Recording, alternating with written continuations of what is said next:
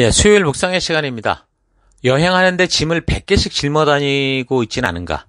여행을 하는데 짐을 100개씩 짊어지고 다니고 있지는 않은가? 이런 제목으로 오늘 묵상 함께 나누겠습니다. 어제 우리는 모세가 하나님 말씀 그대로 순종을 했는데 오히려 이집트의 바로 왕이 보이는 그 공격적인 모습에 당황하고 또 더불어서 그를 믿던 이스라엘 백성들까지 이 가중되는 가혹한 노동으로 적대적이 되는 그런 상황을 통해서 여러 가지를 묵상해 봤습니다. 사람들은 쉽게 이적과 표적에 반응하고 놀라워하지만 그것을 주관하는 하나님의 의도와 목적을 바르게 성경을 통해 확인하려고 하는 것보다 단지 그런 신비적인 현상과 능력들만 추구하면서 그런 힘들을 주는 이가 하나님이 됐든 그 누가 됐든 천지신명 누구든 자기가 원하는 바를 이루고 기대하는 바를 채워주기만 하면 된다라는 식의 그런 좀 우상숭배에 거의 똑같은 그런 신앙생활을 하는 경우가 많다라는 걸 생각해 봤습니다. 성경 안에는 수많은 초자연적인 역사와 하나님의 능력들이 나타나는데 그 모든 이적과 표적에는요, 하나님께서 이루셔야 하는, 그렇게 하셔야 되는 이유와 목적들이 있어요. 그래서 우리는 이런 이적과 표적을 우리가 볼 때 단지 눈에 보이는 그때 당시의 현상과 그 상황, 그 현상들을 목격하고 그거를 보는 걸 넘어서 하나님께서 지금 이런 것을 통해서라도 이루시고 이끄시고자 하는 하나님의 진실한 의도와 뜻을 만나야 되는 겁니다. 또 한 가지는 우리가 하나님의 뜻대로 순종하고 따라갈 때 하나님의 뜻을 그대로 선포하고 전한다고 해도 그것을 듣는 이들의 반응이 우호적이기보다 공격적일 수 있다는 것도 생각해 봤죠. 그것은 근본적인 길을 걸어가는 방향이 완전히 반대이기 때문에 그랬다고 했습니다. 그래서 성도들이 성경과 역사를 통해 하나님의 진실한 마음을 만나서 다니엘이 그 바벨론에 포로된 상태에서 그렇게 했던 것처럼 하나님의 뜻대로 살겠다고 하는 확고한 삶의 신념을 가지고 결단하지 않으면 아무리 교회당 문턱을 왔다 갔다 한다고 해도 믿음의 성장이 없는 거고, 자칫 하나님을 원망하고 하나님께 모든 핑계를 전가하며 심하면 믿음의 길을 떠나할 수도 있다고 그랬습니다. 그래서 우리가 이 믿는 믿음의 이 길이 진짜 어떤 길인지, 나를 부르시고 인도하시며 나아갈 바를 알려주시고 계신 하나님이 어떤 분이신지, 하나님이 왜 나를 부르셨고 어디에 나와 동행하시길 원하시는가라는 이 신의 산에서의 이 약속, 이거를 성경과 역사를 통해 바르고 빠르게 꼭 알아야 되는 겁니다. 세상은 자기에게 유익이 될 때는 우호적이지만 자기의 유익이 손해볼 때, 기득권을 빼앗길 때는 어땠다고 그랬습니까? 언제라도 적대적이 되고 인정사정 없이 짓밟고자 한다라는 거 우리가 잊지 말아야 됩니다. 그래서 하나님께서 모세에게 몇 번이나 이집트의 바로왕이 이런 반응으로 나올 거다 이렇게 말씀하고 인식시켰었죠. 그런데도 모세는 어때요? 바로왕과 이스라엘 백성들의 반응에 당황하고 두려워하게 됩니다. 모세는 이미 이런 반응이 나올 것에 대해서 하나님께 듣고 순종의 길에 섰던 것인데도 당장 그 눈앞에서 권세와 힘을 가진 사람들이 공격하고 반대하고 저항하니까 굉장히 당황하는 거예요. 여러분, 사람은 예상했던 일이라고 해도 직접적인 반대와 원망을 받으면, 그러니까 악성 댓글을 보면 어떻게 돼요? 두려워지죠. 분이 오르고 그런 그 저항에 굉장히 떨려옵니다. 그러다 보면 어떻게 돼요? 이미 약속하고 결단한 것까지 다 잊어버리거나 또는 아니다 이런 부정하는 입장이 되고 마는 거죠. 그러니까 하나님은 이런 우리의 연약함을 아시는 거예요. 자, 그래서 6장을 보면 하나님께서는 이제 모세에게 어떻게 해요? 이미 그를 부르실 때 했던 그 상세한 하나님의 계획을 다시 말씀하시는 거예요. 새로운 걸 하는 게 아니에요. 다시 똑같이 얘기하는데 알아먹게 또 얘기를 하시죠. 어떻게? 자신의 이름, 여호와라는 이름을 말씀하시면서 이 이름을 걸고 당신이 처음 약속하신 그대로 이걸 이루어갈 거다라고 말씀하시는 거예요. 하나님은 당신이 한번 하신 그 약속은 반드시 지키시고 그 말씀대로 이루어내신다라는 걸 잊지 마십시오. 아브라함과 맺은 언약이 그 역사의 때에 따라 변하는 게 아니에요. 아브라함이 죽었으니까 또 다시 변하고 또 다른 사람과 이런 게 아니라 아브라함과 약속한 그 이후 지금까지, 오늘 이 시대 우리에게까지 변함없이 그 약속 그대로 이루어지고 있다라는 걸 잊지 말길 바랍니다. 하나님이 당신의 이름을 걸고 약속하시는 그 구절에서 이제 보면요, 개역개정에서는 이제 그 변치 않는 하나님을 여호와라고 번역을 했지만 유대교 같은 데서는 그 이름을 함부로 부르지 않기 위해서 아도나이 또는 엘로힘 이런 식으로 읽습니다. 또 같은 이름을 70인역하고 신약 같은 데서는 퀴리어스, 주, 그러니까 더 로드 이렇게 부르죠. 그러니까 16세기 이래 이 이름을 여호와로 부르기 시작을 했지만 지금은 대다수의 번역이 오랜 전통을 따라 그냥 주라고 이렇게 부르거든요. 그런데 이제 본문의 말씀을 그대로 이제 읽다 보면 하나님께서 그동안 당신을 엘샤다이, 전능한 하나님이라고 소개는 했지만 여호와, 주, 더 로드 이렇게 소개한 적은 없다라고 말씀하시는데 근데 사실 창세기를 보면 나와요 이게. 여호와라는 이름이 145번이나 나오고 있고 아브라함 같은 경우 창세기 15장 7절에서 또 야곱의 경우는 창세기 28장 13절에서 하나님께서 당신을 이 사람들에게 소개할 때 스스로 나는 여호와다, 주 여호와다 이렇게 소개를 하거든요.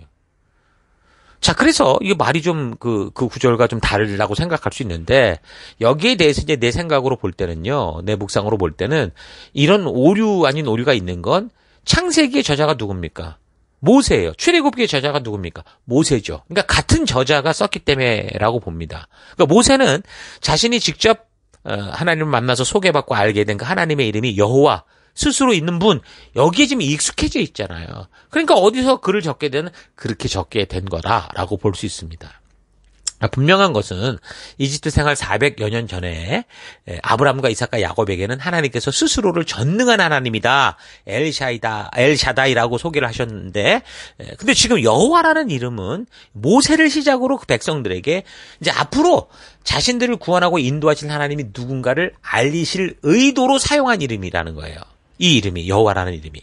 그러니까 엘샤다이라는 전능하신 하나님은 미래를 다 아시고 약속과 언약을 주도하시는 그런 분이다라는 것을 강조할 때 쓰는 거고 여호와 하나님이다라는 것은 그냥 하늘에서 그런 약속만 하고 쳐다보고 있는 그런 분만이 아니고 그런 분이 아니고 그 언약과 약속을 직접 실천하고 실행하며 그래서 그 백성들과 함께 하시는 왕으로서 앞서가시는 그런 분이 되신다라는 걸 강조할 때 쓰는 그런 용어로서 여호와를 사용하는 거죠. 그래서 이제 하나님께서 당신을 여호와로 소개하시면서 고난받는 이스라엘 사람들을 자신의 백성으로 삼고 당신이 직접 이 백성들을 이집트 왕의 압제로부터 구원해서 약속의 백성이 될 이 모든 이들에게 어떻게 하는 거예요? 바로 당신이 살아계신 하나님이다. 내가 그 스스로 있는 자다라는 걸 보여주시려고 하는 거죠. 그 증거로 제시되는 게 뭐예요? 바로 미래에 하나님이 이루실 약속이에요. 아니 증거를 대려면 지금 눈에 보이는 거여야 되는데 하나님은 그걸 아니라 미래에 이룰 그 약속을 증거로 제시하셔요. 이것이 우리가 창세기를 통해 확인했던 하나님이 일하시는 방법이었죠. 당신의 이름을 걸고 약속한 것이 어떤 미래의 시점에 반드시 이루어지게 되는 것을 보게 하셔서 그래서 이제 그들은 하나님께서 정말 그 주인이시구나라는 거, 우리의 왕이시구나, 우리의 정말 여호와시구나라는 거를 알게 하시는 거죠. 그러니까 하나님이 일하시는 방법은 이렇게 미리 이루어질 일들을 말씀해 주시고 그리고 그것을 반드시 역사 속에서 성취하심으로 이 사실라는 모든 사람들로 하여금 절대 하나님을 부인할 수 없게 그렇게 하시는 거예요. 그러니까 당신은 당신의 이름을 걸고 미래의 일을 말씀해 주시고 그 약속한 것이 반드시 이루어지는 것을 보게 될 때 어떻게 되겠어요? 그러니까 사람들이 그걸 보게 될 때 하나님을 거절할 수 없는 거죠. 그래서 하나님이 하시는 일에는 이런 증인들이 굉장히 중요한 거예요. 하나님께서 미리 말씀하셨다라는 그 증인, 분명히 이건 하나님이 약속한 거다라는 그 증인과 또 그들이 분명히 전한 그 증거의 기록들이 후대에 잘 전달이 돼서 그게 뭐 기록으로든 구두로든 그래서 그 하나님의 때에 역사를 이루어지는 역사들을 반드시 바르게 확인하고 확고한 믿음을 가질 수 있게 하는 그런 식으로 일을 하시죠. 근데 사람의 인생이 길어야 100년이잖아요. 그러니까 하나님은 당신의 일을 이루어 가실 때 인격을 가진 사람들의 믿음을 따라 행하시기 때문에 때로는 어때요? 몇 세대를 기다리시기까지 몇 세대가 지나가도록 기다리시 뭐 300년, 400년도 기다리신다 그 말인 거죠. 그러니까 아브라함의 때에 아들을 주시겠다고 했을 때도 그게 기다려지다가 100세 때 결국 주신 그건 그나마 한 세대에 볼 수 있었던 놀라운 역사였고 근데 그 이후에 어떤 이루어지는 이런 약속들 아브라함에게도 말한 것처럼 네 후손들이 이럴 거다라고는 벌써 후손 2, 3, 4세대까지 얘기를 했기 때문에 그 시간이 굉장히 벌어지잖아요. 그런 것들을 결국은 그렇게 분명하게 말씀하시고 증인을 세우시고 그거를 전달하게 하셔서 그 후대에 그 전달받은 자들이 그 약속이 지금 이루어진 것을 확인할 수 있게 하시는 거죠. 그러니까 이런 하나님과 함께하는 길은 뭐가 필요해요? 믿음이에요. 하나님이 이루시겠다고 했던 그 전달받은 약속들, 증인들로부터 들었던 말씀을 믿는 방법밖에 없어요. 그래서 하나님은 바로 왕이 하나님의 뜻을 거절하면서 백성들을 더 어렵게 할 건데 그때 이제 어떻게 하는 거예요? 증인들에게. 그러니까 그 반대를 겪게 되는 모든 사람이 증인이 되고 그 반대를 하는 이집트 왕부터 다 그냥 증인이 되는 거예요. 그 증인 삼아서 확실하게 당신의 뜻을 말씀하시면서 당신 스스로 이루어가실 그 계획대로 이루어질 것을 알려서 하나님 스스로 당신이 누구인지를 온 세계에 당신을 계시하는 그런 일을 하시는 거예요. 우리가 이렇게 하나님을 알 수 있었던 것은 우리의 능력과 우리의 지각과 우리의 어떤 그런 민감한 영혼으로 된 게 아니에요. 하나님이 먼저 찾아오셨고 하나님이 먼저 계시하셨기 때문에 이렇게 알게 된 거예요. 하나님은 지금 백성들이 당장 현실에 어려워하고 힘들어했어요. 그 고통 때문에. 근데 그렇다고 해서 어떻게 일하십니까? 그럼 좀 더 쉽고 편한 방법을 자꾸 제시하고 다른 방법의 길을 제시하는 게 아니고 어떻게 해요? 하나님이 이미 이루시겠다고 약속하고 선포하신 그대로 이루어갈 것이라고 더 확실하게 선포를 해주시죠. 그러니까 하나님은 우리를 쉽고 빠른 길이 아니라 바른 길로 인도하시고자 한다는 거예요. 그래서 우리가 하나님께서 우리에게 주신 사명을 우리 이 땅에서 우리가 감당해 갈 때도 뭐 예를 들면 목사와 성도들이 합의해서 교회를 만들고 그래서 우리의 상황과 환경에 맞게 하나님이 분명히 준 그 어떤 명령과 약속도 적당히 각색하고 가감해서 이렇게 운영해서는 안 되는 거예요. 그건 교회가 아니에요. 하나님이 말씀하신 그대로 우리는 그 사명을 어떻게 감당할 것이냐라는 것을 고민하는 것. 그게 교회인 거예요. 우리 인간들이 합의한 거라면요, 만약에. 그건 당연히 수정할 수 있어요. 목적과 목표도 얼마든지 바꿔도 돼요.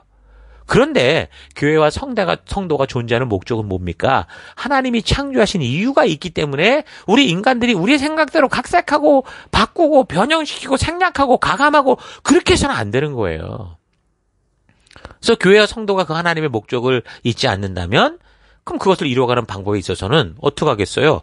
하나님의 분명한 방법을 제시한 것 외에 다른 게 있다면 뭐 이 시대의 흐름과 가장 효율적이고 효과적인 그런 것들을 얼마든지 우리가 갖다 사용할 수 있습니다.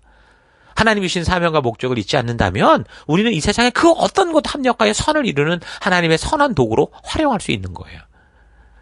그런데 대체로 세상에서 유행하는 것들이 뭡니까? 대부분 하나님의 뜻과 목적을 위배하는 거고 하지 말라라는 것을 자꾸 추구하는 거기 때문에 그래서 하나님의 뜻을 알고 순종하는 사람들이 그 도구를 활용하려고 해도 어려운 거예요.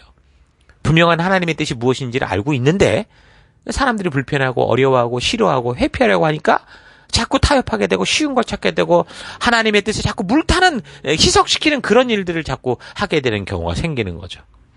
그래서 우리도 오늘 본문들 속에서 지금 하나님께서 사명을 맡긴 모세에게 말씀을 반복적으로 하시는 것을 잘 보고 우리가 보냄을 받은 사명에 토해서 우리에게 주신 하나님의 사명을 감당해 갈 때 자꾸 타협하고 희석하고 가는 그런 쉬운 길이 아니라 하나님의 뜻대로 말씀대로 용기 있게 순종하는 그 믿음을 배우고 그 믿음의 용기를 달라고 기도하고 더불어서 우리에게 맡기신 그 영혼들 우리 교회를 끝까지 사랑하고 섬기며 하나님 주신 사명의 길을 걷는 그런 모습을 우리가 배워야 되는 거죠. 자, 계속되는 6장의 내용을 살펴보면 이미 하나님이 말씀하신 그대로 행하는 사명이 이제 모세와 아론에게 계속 주어져요. 뭐 변환된 게 없어요. 더 확고한 믿음으로 우리를 인도해 주시죠. 자, 그러면서 이런 일을 감당하는 이 모세와 아론이 누군지를 이제 소개를 합니다. 레위 족속의 가게도가 여기 나오는데 여기에서 이제 그 처음에 그 레위 지파 중에 어떤 사람이라고 말하면서 모세의 부모를 소개했었잖아요. 그 부모가 누구였는지 여기 나와요. 그 부모의 이름이 아므람 그리고 요게벳이었습니다. 이 아므람은 이 족보를 보면 자기 고모뻘 되는 사람하고 결혼하는 거예요. 요게벳이. 근데 여기 좀 이상한 게 뭐냐면 성경의 기록대로 본다면 모세가 태어날 때 시기가 지금 언제입니까? 이집트 노예 생활의 끝에 해당되는 시기잖아요. 근데 지금 여기 어머니 요게벳은요. 여기 지금 6장에 나오는 족보대로 보면 이집트 이민 초기의 여자예요. 레위의 딸로 이렇게 나오거든요. 그렇게 되면 거의 200년 차이가 난다는 건데 200년이 뭡니까? 엄청난 차이가 난다는 건데 그러면 요게벳이 적어도 200살, 300살이 돼서 결혼했다라는 거잖아요. 그것도 100살 이상 차이 나는 연하의 사람과 그리고 모세를 낳았다? 이건 말이 좀 안 되죠. 그래서 여기서 제시하는 족보는 아마도 중간중간 많은 부분이 생략됐을 거다. 그렇게 볼 수 있습니다.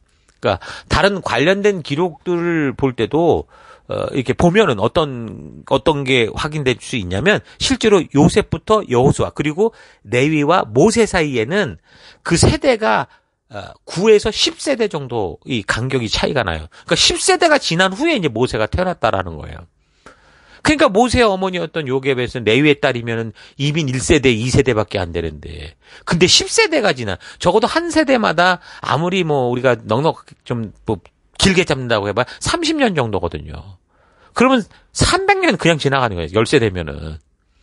그러니까 그건 레위의 딸이 아니고 아므람의 아비인 그 고핫 그 가족, 그 일문에 속한 어떤 여인이겠죠. 후대 중에 하나. 훨씬 후대에 태어난 아마 동명이인이었을 가능성이 높다. 그렇게 보면 됩니다.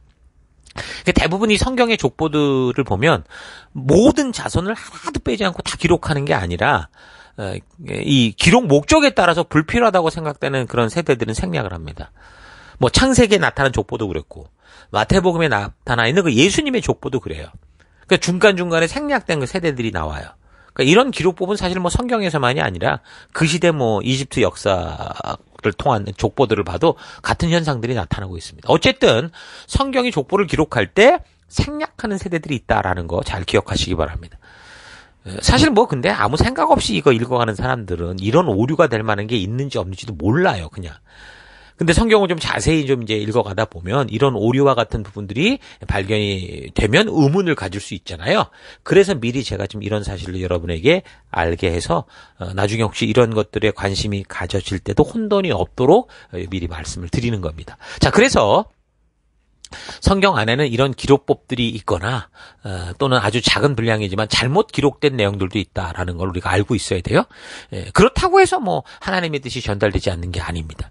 요즘처럼 고도로 발달된 이런 시대에도 책을 편찬할 때 그 안에 기록 오류가 발생할 때가 있어요. 여러분 그렇다고 해서 그 책의 저자가 전달하고자 하는 그 뜻이 완전히 막 왜곡되고 누락됩니까? 그런 일 없어요. 자, 이런 사실 잊지 마시고 성경의 그런 부분들이 어디에 있는지만 우리가 잘 파악해 두면 성경을 읽고 깊이 묵상하는 일에 있어서 방해되는 게 아니라 오히려 이런 게 있을 수 있구나, 이런 게 오류일 수 있구나라고 하면서 바르게 묵상을 해갈 수 있겠죠. 그러면 하나님의 진실한 뜻이 우리에게 어떻게 전달되고 있는지도 더 바르게 우리가 이해해갈 수 있을 겁니다. 자, 오늘 하루 나는 정말 하나님 말씀대로 살고자 하는데 오히려 세상에서 더 손해보는 것 같고 남들처럼 더 쉽게 돈을 모으지 못하는 것 같을 때 어떤 식으로 지금 하나님께 반응하고 있는가 좀 나를 좀 잘 되돌아봤으면 좋겠습니다. 이런 손해보는 것 같은 세상 속에서 빛과 소금된 백성으로 살아내도록 하나님이 주시는 힘은 하나님이 이루어내실 약속이에요. 하나님의 그 약속을 믿는 믿음밖에 없어요. 그래서 우리가 우리에게 다가오는 상황과 환경이 어떠하더라도 오직 하나님의 말씀의 가치를 따라 살아가면 하나님이 나를 통해서 이 세상 속에서 일하실 수 있고 결국 어떻게 돼요? 그 하나님의 뜻이 이 땅에서도 이루어지는 그 놀라운 일이 이루어지는 거예요. 그게 하나님의 약속이에요. 이 약속은 이 시대 우리에게 새롭게 뭐 변경되고 새롭게 만들어진 약속이 아닙니다.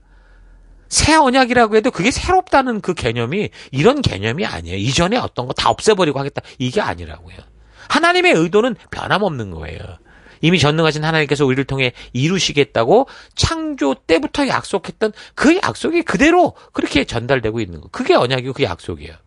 이 언약의 실체는 그래서 어떻게 드러났냐? 아브라함과의 그 관계를 통해 드러나기 시작했고, 그리고 좀 더 구체적으로 더 나아가서 신해산 언약을 통해 확실하게 이런 것들이 드러난 거죠.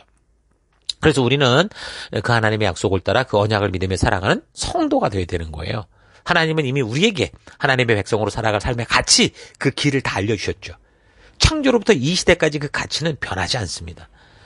그런데 어느 시대를 살아가든지 그 시대 속에서 추구하는 돈과 권세를 가지는 빠른 방법들이 다 하나님이 모든 인간들을 행복하게 함께 살 수 있게 알려주신 말씀을 따르는 방법과 그 가치로 따라가는 게 아니라 내 욕심, 나의 만족을 위한 함께 나누고자 하는 게 아니라 내가 더 많이 가지기 위해 더 나아가서는 아예 내가 다 혼자 싹쓸이하겠다 이런 욕심으로 만든 가치이기 때문에 하나님의 뜻대로 살고자 하는 이들에게 어때요? 이 세상이 추구하는 바는 참으로 충돌을 일으킬 수밖에 없고 어려움을 증가시키는 거죠.